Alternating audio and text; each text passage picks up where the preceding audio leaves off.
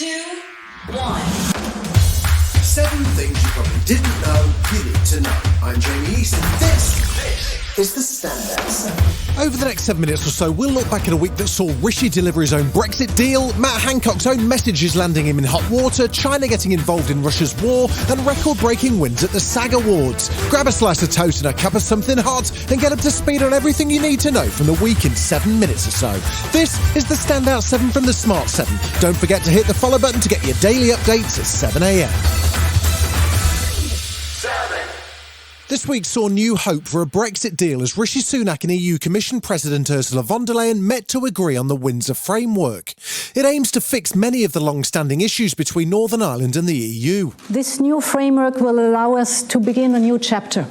It provides for long-lasting solutions that both of us are confident will work for all people and businesses in Northern Ireland. The key points for the deal are this. 1. Goods from Britain destined for Northern Ireland will travel through a new green lane with a separate red lane for goods at risk of moving on to the EU. 2. A Stormont break will allow the Northern Ireland Assembly to raise an objection to a new rule. 3. The UK will have a say on VAT and alcohol duty for Northern Ireland. And lastly, pets, parcels and medicines will basically be exempt from restrictions. But Rishi says this is about so much more than just a deal on paper. It's about stability. It's about real people. It's about showing that our union, that has lasted for centuries, can and will endure. Tuesday saw Rishi pop over to Northern Ireland to pitch his new deal to Stormont politicians and try to convince them to back his agreement. He says it resolves issues with Irish sea trade and ensures what's on the shelves in shops in Great Britain are also available there. And this is what he told workers in County Antrim. Northern Ireland is in the unbelievably special position, unique position in the entire world, European continent, in having privileged access, not just to the UK home market, which is enormous, but also the European Union single market. Nobody else has that. But critics were quick to point out the entire UK had full access to the EU single market before Brexit. Labour will support the deal, according to Shadow Northern Ireland Secretary Peter Kyle, who told Sky News he hopes the new measures will get the Assembly up and running again. And in order for this deal to become a success, then devolved government needs to be restored in Northern Ireland. That needs the DUP to go back in. Meanwhile, DUP leader Geoffrey Donaldson says the party's still considering its response. We will make our assessment. We're reasonable people. We want to ensure that this is indeed the best way forward for Northern Ireland. And if that is our conclusion, then we will act accordingly. The new deal attracted the interest of Boris Oven-Ready Deal Johnson too, who made an appearance on Thursday at the Global Soft Power Summit. He didn't sound too positive about Rishi's deal, saying it still leaves the EU with control over Northern Ireland. But he also conceded he'd made a mistake in signing up the Northern Ireland Protocol as part of his Brexit deal. Purely to help the EU, we agreed to check on those goods entering Northern Ireland, and I thought those checks would not be onerous, and it's all my fault. I'm fully accept responsibility.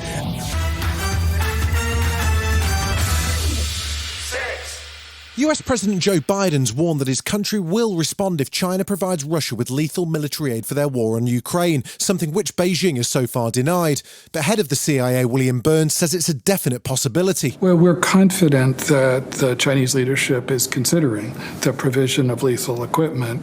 We also don't see that a final decision has been made yet, and we don't see evidence of actual shipments of lethal equipment. This week saw China propose a 12-point peace plan calling for peace talks and respect for national sovereignty, but it doesn't clarify China's position on a Russian withdrawal. President Zelensky took it as a positive and is keen to meet with Xi Jinping, but it may be wishful thinking, as Beijing still refuses to condemn Russia's invasion. Meanwhile, NATO Secretary-General Jens Stoltenberg sent a message of solidarity to the people of Ukraine. NATO will stand with Ukraine for as long as it takes. We stand by your right to choose your own path, as a proud, sovereign and independent nation in Europe. Thursday saw Putin call an emergency meeting of the Security Council of the Russian Federation following claims by officials that Ukrainian saboteurs infiltrated Russian territory.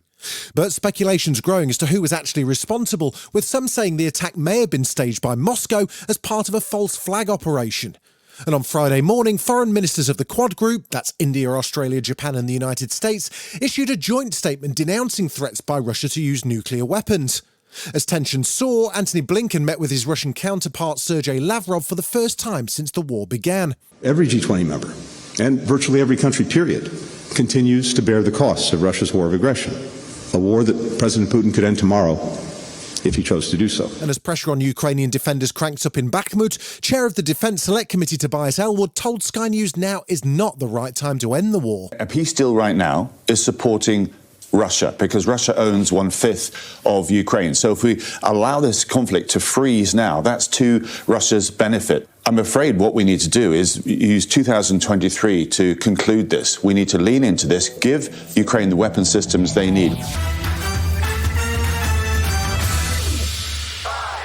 Nobody's favourite jungle star Matt Hancock had a very bad week this week. The former health secretary found himself firmly in the spotlight after the Telegraph published an investigation into over 100,000 of his WhatsApp messages from the early days of the pandemic. The leaked messages appear to show Matt rejecting guidance around COVID testing in care homes, arranging a courier to send a COVID test to Jacob Rees-Mogg's house during a testing backlog, and hitting up his old boss George Osborne for a front-page splash on the Evening Standard.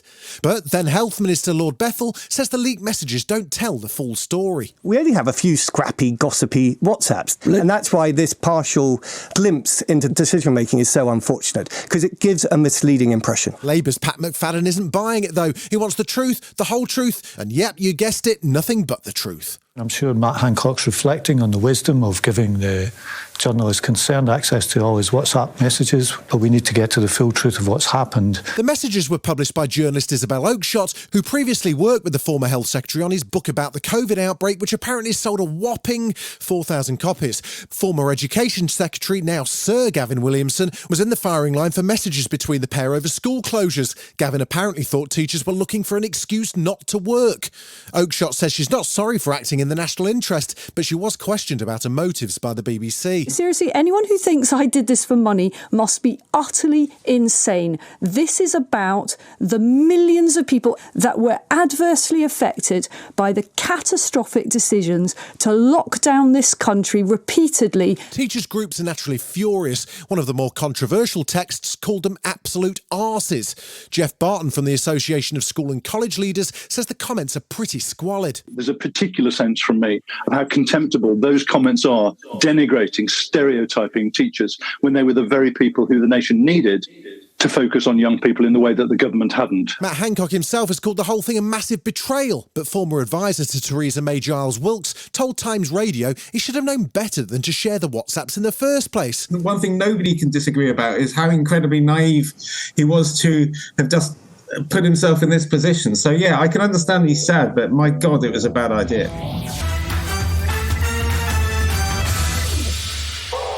There was tragic news from Greece on Wednesday after a passenger train travelling from Athens collided head-on with a freight train outside Larissa. It left over 40 people dead and more than 80 injured. The country's transport minister's resigned following the crash, and a local station master's been charged with manslaughter. In a TV address, Greek PM Kyriakos Mitsotakis said the crash was a result of human error. Everything shows that the drama is unfortunate, mainly due to tragic human error. We will remain united in this tragedy, and then we will bow our heads and grit our teeth. We will work so that this never happens again. The passenger train was carrying around 350 people, many of them thought to be university students returning from their holidays. The impact of the crash was so great, it caused the first 4 cars to derail and 2 to catch fire. Vasilis Pelizos witnessed the crash. The trains were completely destroyed, both the passenger and the freight train. The passenger train was going about 100 miles per hour and there was a clear head-on collision. Still to come on the Standout 7, Rupert Murdoch's in hot water over Fox News and someone's making history at the SAG Awards. Right after this. Welcome back. MI5 has apologised for missing an opportunity to take action which might have prevented the Manchester Arena bombing, which saw 22 people lose their lives at an Ariana Grande concert in 2017. A third and final report from the public inquiry says security services overlooked 2 key pieces of intelligence on suicide bomber Salman Abedi in the months beforehand. He'd been on their radar for 7 years. Caroline Curry's son Liam and his partner died that night. She says they won't rest until all those who played a role in their deaths are brought to justice. Forgiveness will never be an option for such evil intentions, and those that played any part in the murder of our children will never ever get forgiveness. From top to bottom, MI5 to the associates of the attacker, we will always believe that you all played a part in the murder of our children. Rupert Murdoch's admitted some Fox News hosts endorsed false claims made by Donald Trump and his allies about the 2020 presidential election being stolen by Joe Biden, and that he didn't try to stop them. That's according to newly unsealed court documents, which are part of a $1.6 billion lawsuit against the news giant by Dominion Voting Systems. It's suing the Fox News network and parent company Fox Corp for defamation, saying some employees deliberately amplified false claims the company's machines had changed votes, and that Fox gave them a platform to do it. Journalist Ari Melba says it's a damning case. What we're seeing, filing after filing, day after day, is a case where there is so much mounting evidence that if this does get to trial, that might be the worst thing for the Fox News empire and Rupert Murdoch that we've seen in years. The Screen Actors Guild presented their 29th awards on Sunday night in LA.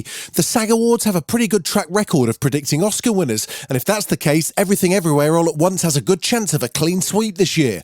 The multiverse movie picked up 4 major acting categories, making history with the most awards for a single film. Jamie Lee Curtis and Ke-Huy Quan both won their supporting category, the cast won ensemble, and Michelle Yeoh made history as the first Asian female to win Best Actress. Every one of you know the journey, the roller coaster ride, the ups and downs. But most important, we never give up. I thank you. Brendan Fraser won Best Male Actor, beating Colin Farrell and Austin Butler, and the Banshee crew didn't have a great night, having to settle for an Only Murders in the Building parody of their movie as their only moment on screen. Hey guys, what's up? Steve doesn't want to be my friend and he's threatening to cut off his feckin' fingers. So, no more banjo? Aw. This has been the Standout 7, the best of the week from the Smart 7. We'll be back tomorrow, 7 a.m. with the Sunday 7. Have a great rest of your weekend. Written, produced and published by Daft Doris.